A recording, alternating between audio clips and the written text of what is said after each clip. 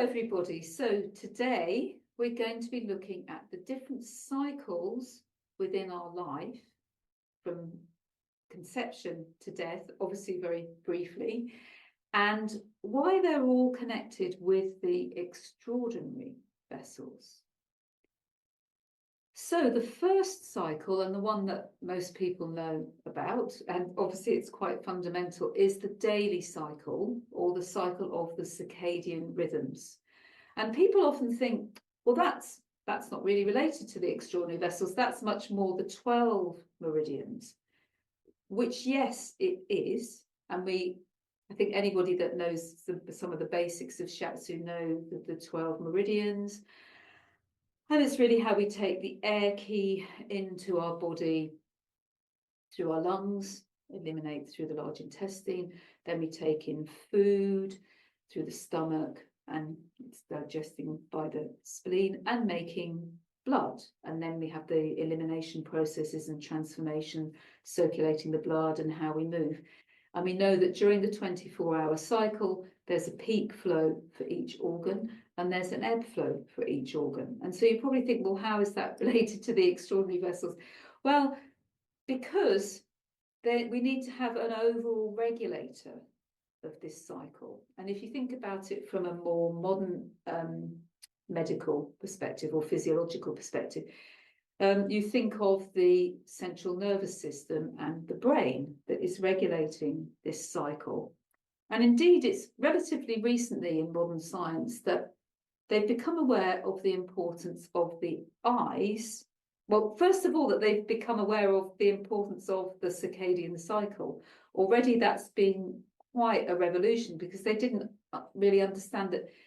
They've even now started realizing that for surgery for different organs, it's more successful if you do it at particular times of day. We think, well, that's obvious, but modern medicine didn't really think that. But now they've also realized, apart from that, that it's really the eyes that control it, our circadian cycle, because it's really regulated by the amount of light and, of course, natural light. So for the ancient Chinese, it would be very much regulated by the natural rhythm of the outside world, day and night, also by the lunar cycle, which I'm going to be getting onto as well, and also by the seasonal cycle.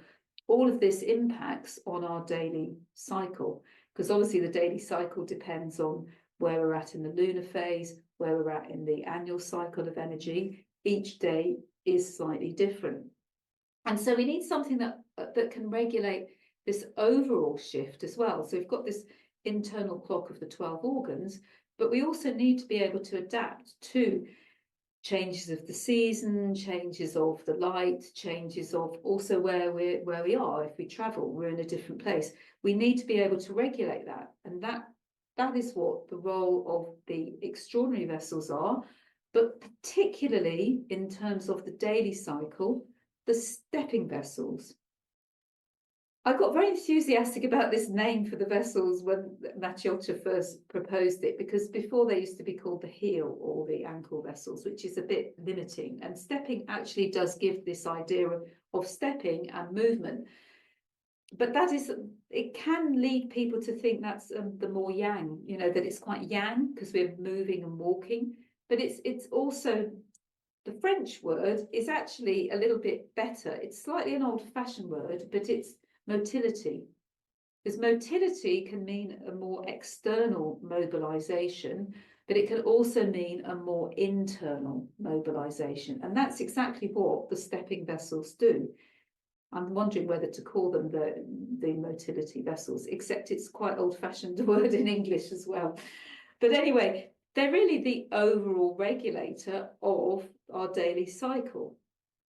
And how does this happen? Well, they start in the feet. They only start in the feet, though, once we're standing up and we're 1 year old. Before we're 1 year old, well, our circadian cycle is actually slightly different in our first year. We don't have the same sleep-wake patterns. Anyone that's had babies and children know that, and babies have different needs for sleep, and they sleep in more bursts, short bursts. And it does take about a year for it to become more settled. So in this first year, you could think that the baby still has the memory of being nourished from the navel, and the energy that when we're in the womb, from about 4 or 5 weeks, we are curled in the fetal position. We don't quite yet have the umbilical cord, but we're curled over, and eventually we'll receive nourishment through our umbilical cord as the placenta becomes established. And we're in this fetal position, so we're receiving our food and our air from our navel, and opposite it is our lower back and the gate of life. So it's really, we've spent most of our time in the womb organising around our middle. So that's also the memory of all the extraordinary vessels. And the stepping vessels, in our first year, we're really exploring from our centre. So in Shiatsu, we often talk about our hara, but it's also from our back. From our centre, the movement, actually initial movement, is out to the earth, because in our first year, we're beginning to come into this daily cycle of energy. So we start here and we move out. And then at 1 year, we stand. So we've actually taken a year of our life after birth to uncurl, essentially, from our fetal position. And then standing upright is when I get a feeling babies are stepping into a new aspect of their expression and coming more into this 24-hour cycle, whereas before they're living in a slightly different time. So the first year is a little bit different from the rest of our lives. But what is regulating all the changes of this first year are the extraordinary vessels. And when we stand upright, we get a new movement in our being, which begins a movement of connecting first with earth, and then feeling the energies of earth coming in, nourishing us, and taking our place. So stepping vessel is also about how we stand, our core posture, how we take our place on this earth. And energy is still coming and still being absorbed here, but it's coming in from our feet, how we walk, how we stand, how we move. Even if we're sitting, now I'm sitting, but I've got my feet on the earth because I'm on a ball. I think I'm just, sorry, last time I did it, I didn't press record, but I think I'm recording. Yes, I am recording. I just wanted to check. So I sat on the ball and I'm still adjusting, and that's really what the stepping vessel's role is, that it's, now that we're standing up right now, we're more separate from our mother. We need to come in more into our own being and our own relationship with the earth, which of course we have been building on progressively since birth. And we stand and we take our place and we bring the energy up from the earth into our eyes, because the eyes is really the last point on the stepping vessels, the inside corner of the eye, which very much relates to our brain, to our pineal and pituitary gland, and to regulate light and to gauge our response to the outer world through our whole being, from our feet to our eyes, but bringing it back to our brain and to our central nervous system, which is the basic regulator of everything. The conception vessel, Renmai, at the front, the yin, and Dumai at the back, the yang. And so that makes sense. So now, hopefully, I mean, I could say a lot more about it, but in essence, that's why the extraordinary vessels, especially the stepping vessel, which is very much, the Chinese would say, are moment-to-moment adjustments to what's going on in the world. So it's like very much is this daily cycle when energies are constantly changing over the 24 hours of the day, especially the two big shifts in the 24-hour cycle, the shift when we wake up and our yang energy is more dominant, and then the shift when we go to sleep and our yin energy becomes more dominant. And that's very much the energy of the stepping vessels. And then the next cycle I'd like to consider, I hope that that was clear enough, but I'm trying to just give a little overview, that the extraordinary vessels basically regulate the 12 meridians. They exist first. We know that the Chinese say they come in to our body as we come into our body at the moment of conception. That when we're 2 weeks after conception, we're a flat disc with a head and a bottom, a front and a back. So you can see, That's conception and governing vessel. And then between them, in the third week emerges the third cell layer, which is the mesoderm, which is the penetrating vessel, kind of in between, which penetrating vessel is, each side of conception vessel, and also connecting with governing vessel. So it links the two. Girdle vessel is a bit more complex. I might not go into that today. I mean, it is still cycles of time, but it both exists. It's in our body, but also around our body. And so it's connecting from within and connecting from without.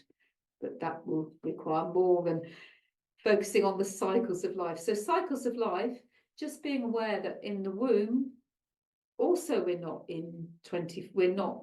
absorbing this 24-hour clock.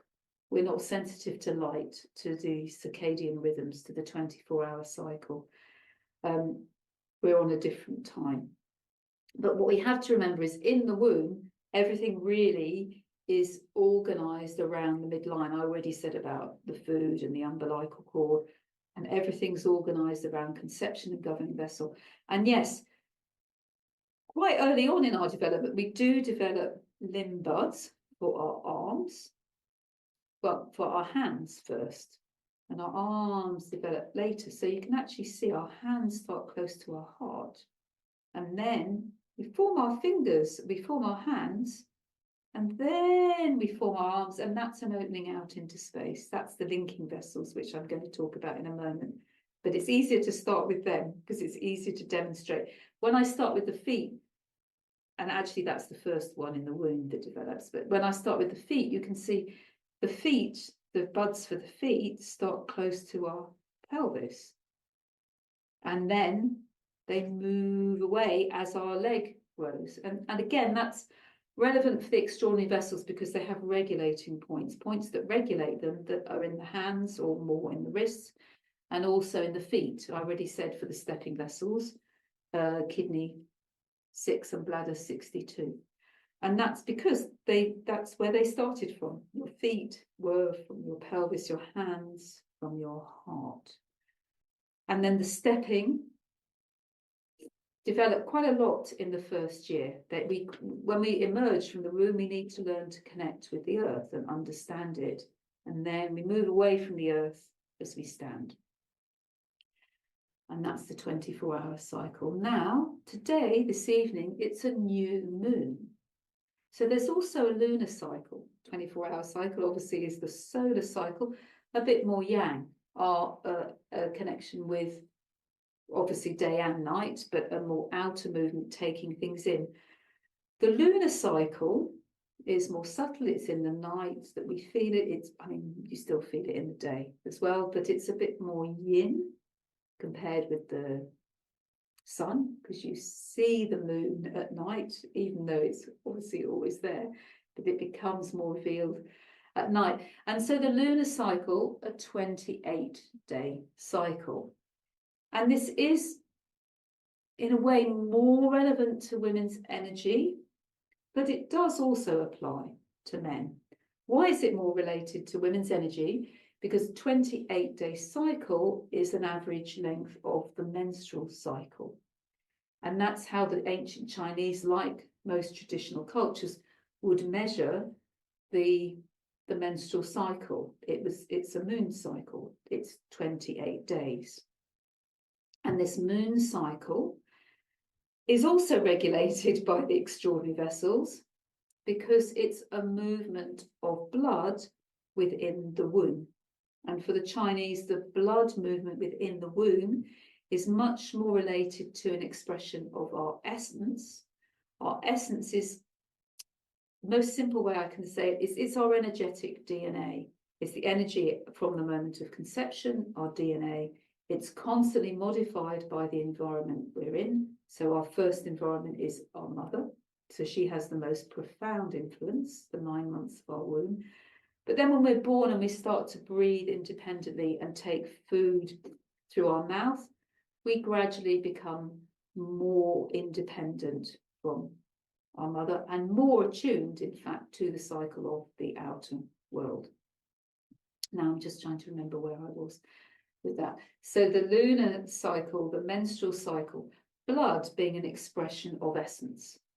So our essence for women, because we're talking about the menstrual cycle now, each month the lining of the womb is building up to receive an egg, a fertilized egg.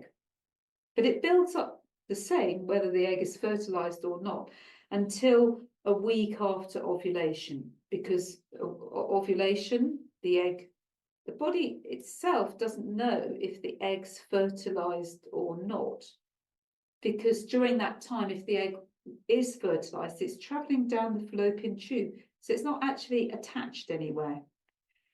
And also the body has to get prepared. If the egg is fertilized, it has to be ready. So in fact, the lining of our womb continues to build until about a week or so after ovulation. A lot of people skim over that phase. They say, oh, the egg's been ovulated, and then the womb lining starts to break down. No, actually, it continues to build because it's getting ready. It doesn't know if the egg has arrived until the egg arrives. And when the egg arrives, which takes about a week or 10 days, then it signals to the follicle that released it, which is called the corpus luteum, oh, yeah, you need to stay on helping the lining of the womb continue to grow, to support the baby, to support the implantation of the placenta, the growth of the placenta, the baby's already implanted. And so that's really important. And then if there's no implantation, then the follicle generates, and then we have our menstruation. So this is the 28-day lunar cycle, and this is, of course, much more an internal movement. The 24-hour cycle is dependent on what we're taking from the outer world, and then the lunar cycle is our internal processes. So it's how the outer world is affecting our inner world. And this inner world of cycles, like our menstrual cycle, is influenced by the outer world, because we know that the length of our menstrual cycle can change, the quality of the blood, the amount of blood that's lost, all of that can change dependent on the outer world, but it's a more subtle, it's a slower change with time.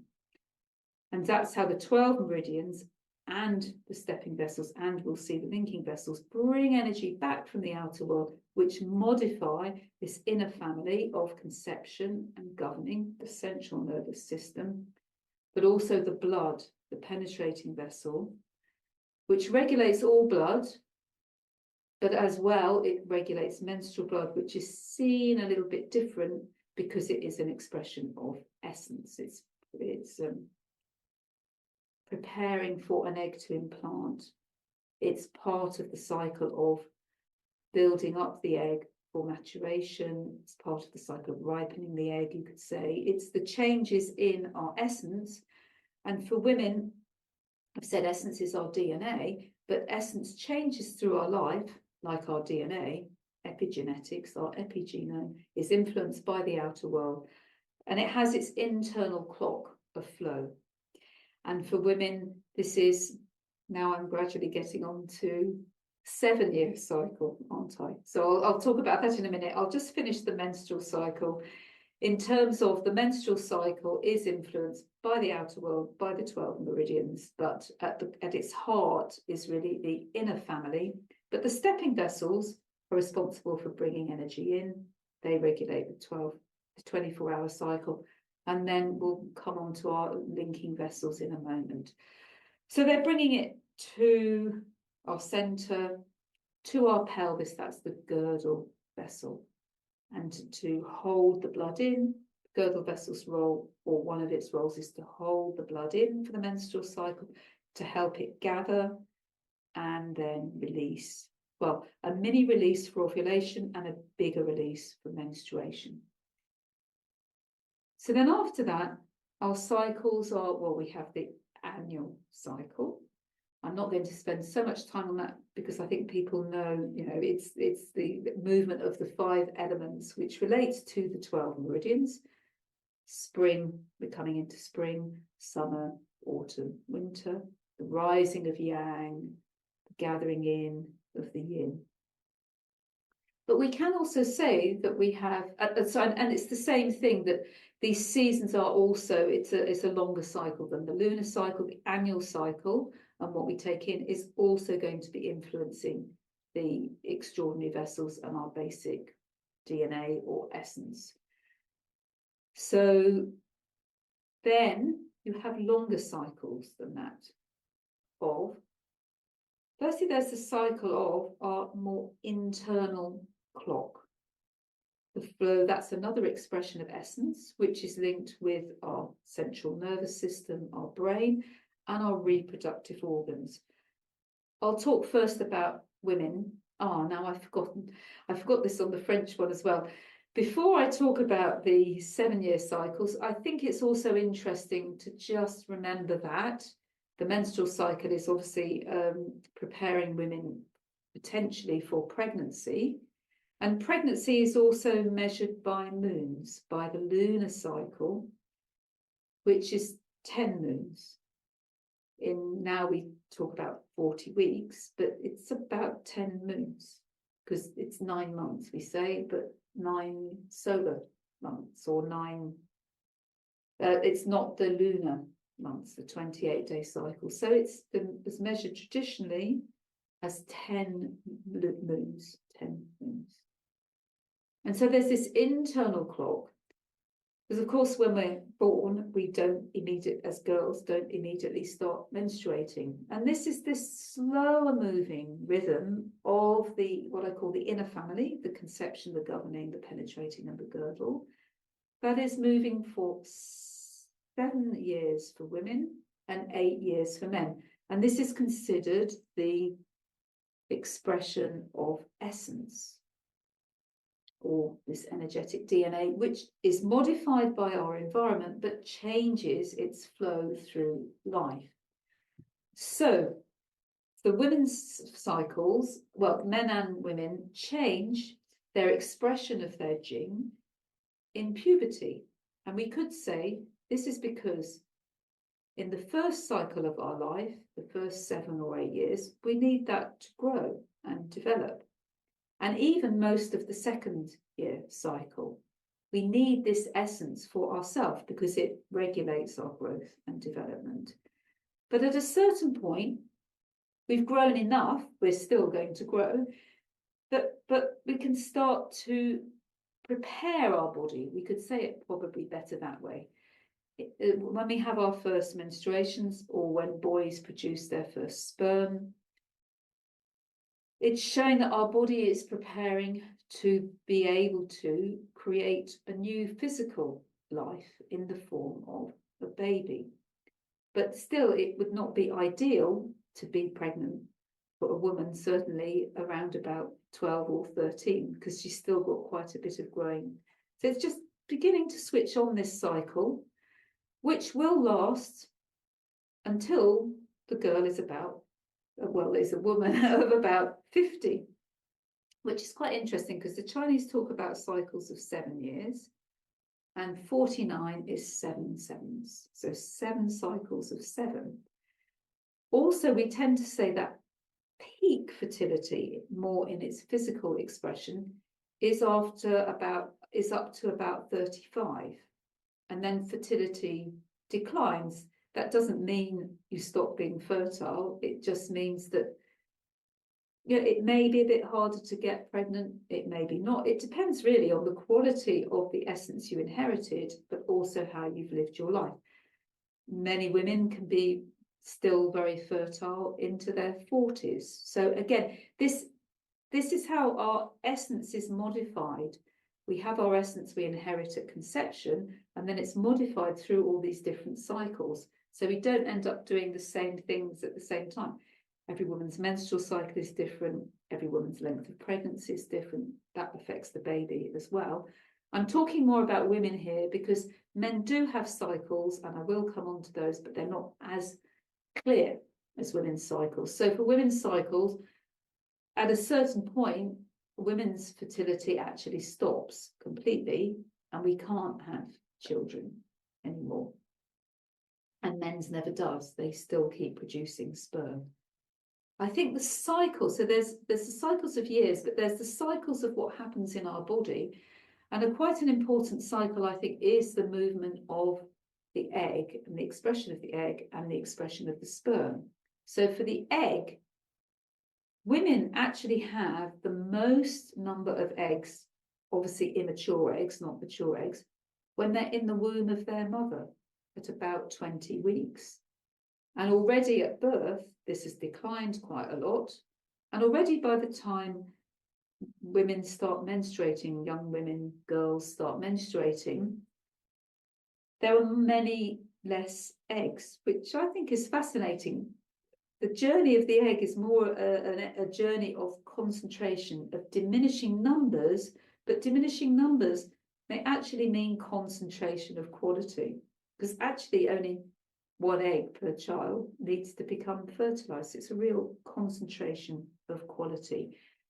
But at some point, women need the energy for themselves, because for women, it's not just providing, like a man, the sperm at conception. She has to then provide her and give her energy to the baby for the 9 months of pregnancy, which is giving her essence, her blood and her essence and her ki. And if she breastfeeds afterwards, which in traditional cultures would be at least a few years, so it's actually quite a big chunk of her life and her energy that she's giving to this baby. Whereas in a physical form, of course, men are there to be parents, but they're not giving their energy in the same kind of way as women. So of course it makes sense that women's bodies at some point need to stop doing that, because we need the energy for ourselves as a woman in the second half of our lives. Whereas men can carry on being fertile, although their fertility does decline. Male cycles, remember, are 8 years. So for men, 7 cycles of 8 is 56. But at 56, men are still producing sperm. Indeed, they're producing sperm until pretty much the end of their lives. Men can produce sperm into their 70s and 80s. But it's not the same sperm quality that they produced earlier on. The sperm quality does diminish. And so their fertility reduces, but it doesn't stop in the same way that women's energy, fertile energy, stops. So for women, we can say, yes, the menopause is often referred to as a second spring, or post-menopause, or maybe around the time of menopause, because nothing happens just start. Like I said, preparing for menstruation, or preparing, our body prepares. And so menstruation, preparing for pregnancy, and then switching down menstruation, preparing for our second spring is often talked about, when we need the energy for ourselves and not for another life. And it's another flourishing and expression of our creative energy. And it's how we can then move into the second half of our life. So you can see these 7-year cycles as also like longer term seasons in our life. So when we're younger, we could say that's more the spring season, that we're yang, we're growing, we've got a very outward energy. And then we come into our physical maturity, the springtime, the summertime, probably around 21 to about 35, we could say. And then we're starting to go down a little bit into the autumn, but we're still fertile. And then we gradually go into a winter. But these phases aren't the same amount of years. So it's not 7 years per season or anything like that. It's just a season of our lives. So this particular winter, autumn and winter, could be quite short. But then there's this gradual withdrawal back in to transform. So it's almost like, then I quite like the image of a woman going back into her own womb, and she becomes the baby. The womb is water, so that's the winter. And then there's a rebirth with the spring, and that's the second spring. And then from that second spring, there's a flourishing expression of the woman's energy for herself. And then going into the summer flowering of creativity, and then a gradual going back into the autumn wisdom, the harvest. And each of these phases is not necessarily equal. So don't try and associate it to 4 seasons in equal times. It's just movements of yin and yang. And then finally preparing for our final season of winter, where we go back, as it were, through the womb to emerge out into space, if you believe that your soul carries on after your body. And so that's a journey through the seasons of our lives, but also thinking about 7-year cycles for women and the 8-year cycles for men, which regulate basically our reproductive capacity and also our physical strength. That as we age, our essence, we can't really increase our essence. We can kind of nourish it, but we can't really increase. So it's gradually declining, but we could still have enough essence to feel strong in ourselves and to be well within the daily cycle.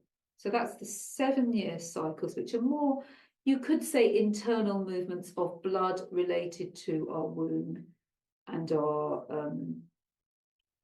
reproductive organs, which I like to call our palaces, because I'm thinking of men as well. The womb and the prostate, the ovaries and the testicles. The ovaries storing the eggs, the testicles storing the sperm, and really that whole journey, internal journey of fertility and reproduction. And that's very much in the cycles of 7 and 8 years. And changing in its nature, I prefer to say, rather than declining, changing in its nature for the second spring and summer and autumn and winter. So that's a little journey. But maybe there are other cycles in your lives, and that's where the wing comes in. And I think that the wings, I mean, they're there from when we're born, and they're already there in the womb. I talked about them a little bit earlier on, but it's really how we can open up our heart to others and how we connect with the space. Whereas the stepping vessels are a lot more, the earth and grounding and how we stand and how we take our place. They're related quite a lot to food and nourishment. And then the linking vessels are more about our wings and our opening of our heart and how we connect with other people a bit more. But also they're about cycles of time. And with our wings and our hands and how we express our heart, it's how we start to hold memory in our body based on how we integrate the movements from the outer world into our body. And we all know as we get older, but this is happening sadly earlier now because of mobile phones and computers and lack of movement. But traditionally, as we get older, we might have less movement in our arms and we start to get a bit more blocked. And so we need to still keep having these nice movements of our arms and opening our heart. And then we can be, as the Chinese like to say, healthy and strong until the end of our lives if we respect these cycles. But we could have other cycles with the wings and the opening up into space. That's a bit more freer than the stepping vessels, which are very much the 24-hour cycle. These are longer cycles, and how we navigate our way through the 24 hours, the lunar cycles, our fertility, what's going on around us, especially our relationships with people, with places, with work, and all of these kind of things, how we're opening our heart, how we're drawing in and gathering, and we start holding the memories within our body. And so these are also other times of turning points, could be other cycles. Say if you want to pause and think in your life about perhaps you might be on another cycle of time, maybe every 3 or 4 years something happens, or maybe it's longer cycles, maybe you move house every 3 years. So I've had sometimes people who have that kind of quality, or maybe your relationships only last for 1 year or 5 years, or I'm just putting figures out of my head, but do you see what I mean? It's just different rhythms that we have within our lives, and they're not linear. They're kind of like cycles within cycles, and We just need to allow ourselves to tune in to what we need ultimately in the moment, and then these cycles regulate. So that's what I'd actually like to spend the last little bit of time of this session in doing, is just connecting with some of these cycles. So maybe we'll just take a pause. I meant to give more pauses as we went along, but pause a moment and just allow your body to receive everything that I've been saying in its own way.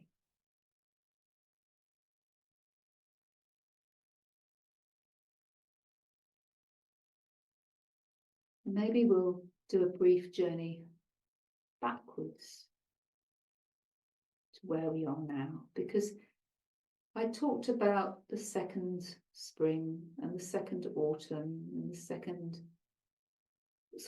summer and then autumn and winter. And it can be good sometimes to, as it were, fly forward with your wings into space and connect with how you might want to look back on your life, or how you want to spend the last years of your life. Feeling expansive, and the last years of your life are preparing to leave your body, saying goodbye to your body, and going on another journey into the unknown, like the journey we made at the moment of our conception. We journey to the unknown. How do you feel with journeying into the unknown at the end of your life?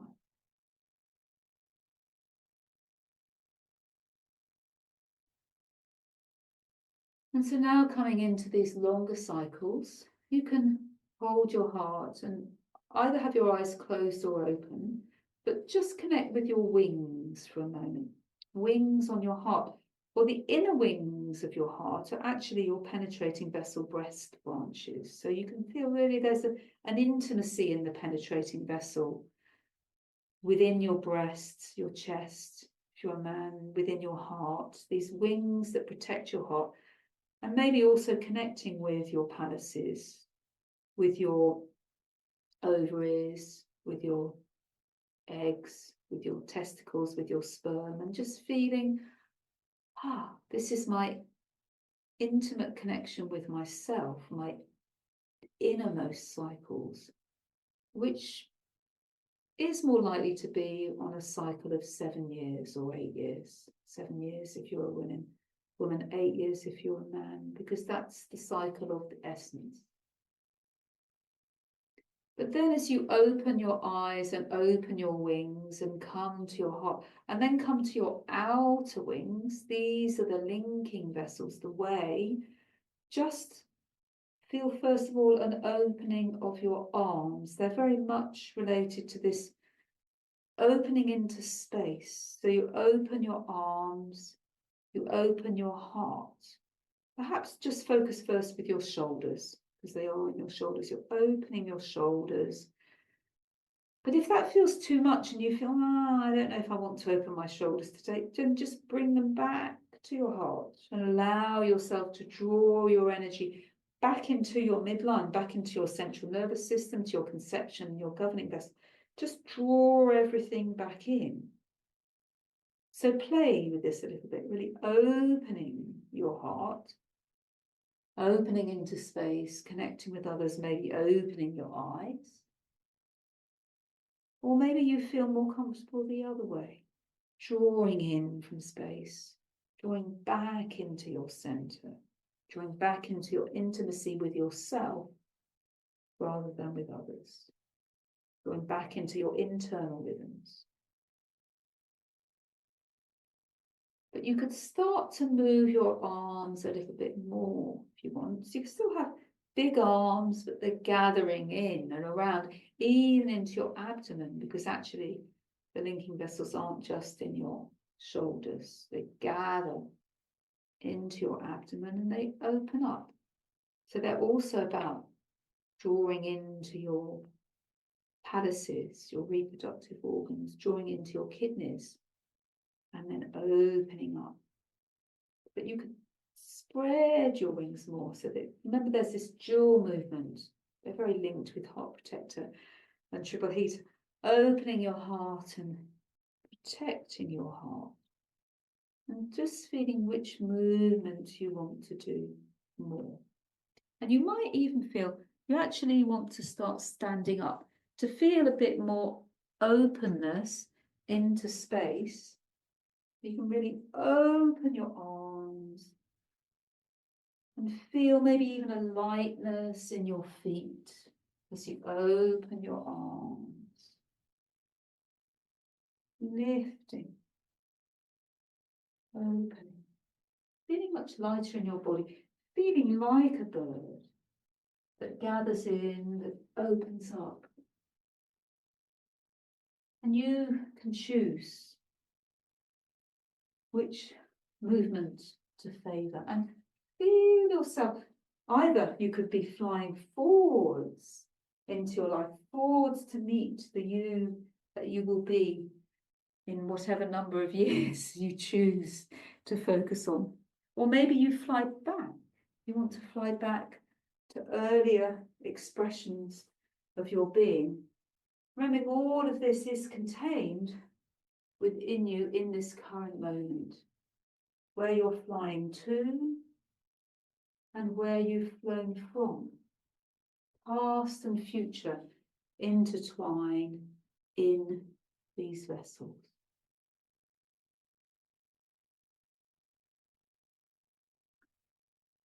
And this is your own circles of time. So maybe as you fly forward or backwards, feeling what cycles are important for you. They may be the 7-year and 8-year cycles, but they may be 3-year cycles or 4-year cycles or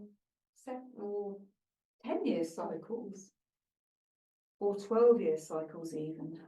Just feeling the spaciousness, the time, passage of time through your own life. And then gradually draw this back to your girdle. Girdle's very connected with the way. It's a whole girdle around your midline, starting at the top of your ribs, coming down into your pelvic floor, and start to gather in, start to draw back as you circle. Feel the midline, do a kind of figure of 8 movement with your hips, drawing back to your midline. Slowing down, this is the gathering aspect of the girdle. The girdle can gather back to centre, as in the menstrual cycle, building up the lining of the womb, as in pregnancy, holding the baby in the womb. And for men, it can have the same actions of gathering in and centering and strengthening, and then turning the other way. Still gathering, because you're still feeling this connection with the midline. You might want to stay with that gathering movement, a more inward, a more yin. You might want to go with a more of a releasing and opening again. So like with the wings, the way, there was more of a gathering and more of a releasing. It's the same with the girdle. More of a gathering, more of a releasing. So stay with the gathering if you want, but stay with the releasing now, that you can release through your pelvis into your feet. You can release into your arms. So you can feel the link quite closely with the linking vessels, except it's more connected with your centre than opening into space and opening from your heart. So just feeling this movement a little bit longer. If you want to do a stronger version, you can actually lift the leg up. So you lift the leg and turn your arms the opposite way. I've slowed it down. It's actually easier to do it faster. And that's the most releasing version of the girdle vessel. And if you're doing this most releasing version, at some point come to the center, and then do it the other way, because you want to try and release evenly to both sides.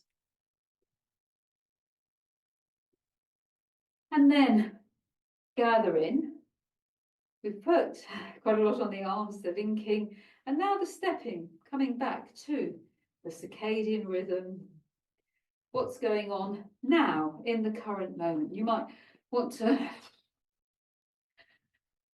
do this kind of semi-jogging on the spot, really, quite yang, or you might want to go quite slowly, even holding and pausing one leg. Maybe even closing your eyes, going into the yin. Maybe even just standing still, closing your eyes.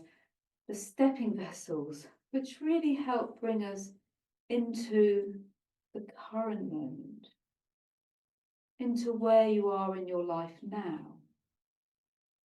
Just pause a moment, think about, or maybe don't think, just try and sense, what do you need in this phase of your life? Beginning with this moment is not a bad place to start. And that's the gift of the stepping vessels, helping us to come into each moment. And as we come into each moment fully, we bring everything back to the midline of governing and conception vessel. You can stay standing here, but if you want to, you could just slowly curl over into the fetal position, remembering the origins in the womb, curled over and resting.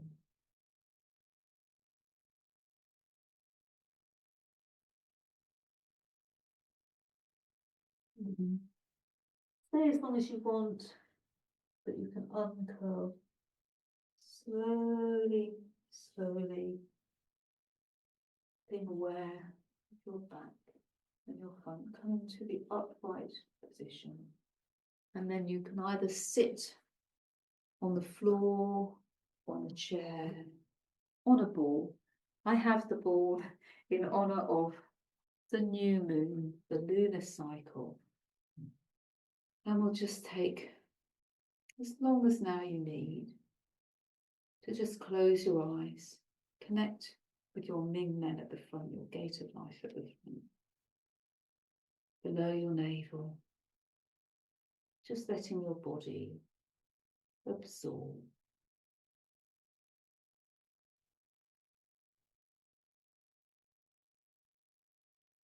And so stay here as long as you want.